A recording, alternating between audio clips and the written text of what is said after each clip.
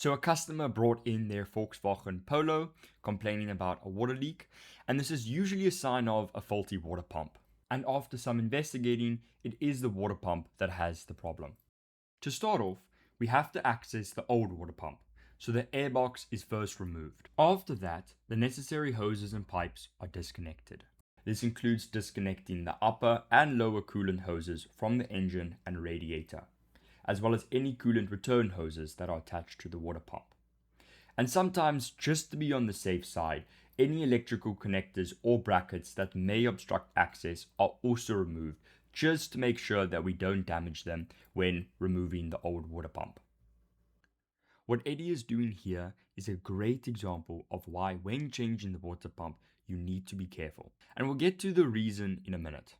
You'll notice that Eddie is slowly removing the hoses, and this is because he's first allowing the built up pressure and steam to escape gradually before the hose is fully removed. And this is done because the water pump forms part of the car's cooling system, and this entire system is under intense pressure. So if the water pump is opened while the car's engine is very hot, this pressurized coolant and water can erupt out of the system, leading to severe burns. And after everything is said and done, the water pump can finally be removed. As you can see here, that camshaft and belt is what connects to the water pump and makes it run. And here's just a quick glance at the new water pump. So that purple arrow is specifically where the belt attaches to and what powers the actual water pump when it spins. And for the 3 green arrows, that's where the water comes out from.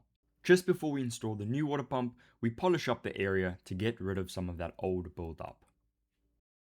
Then on to prepping the new water pump. So before Isaac goes and installs it, he first applies a sealant to make sure that there will be no leaks for the future. So during the installation of the new water pump, the belt is first hooked onto the water pump's pulley. It's then carefully fitted around the camshaft and the water pump is fitted into place. Once that's all done, all that's left to do is to secure it with the bolts and reconnect all the coolant hoses.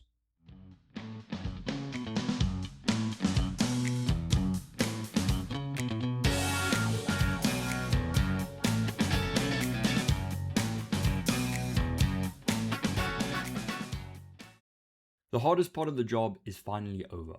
Now there's only a few tasks left to do, starting with filling up the coolant. Once the coolant level has been topped off, then the airbox is put back on top and connected up again. And to wrap it all up, the engine is then started just to make sure that everything is in working order.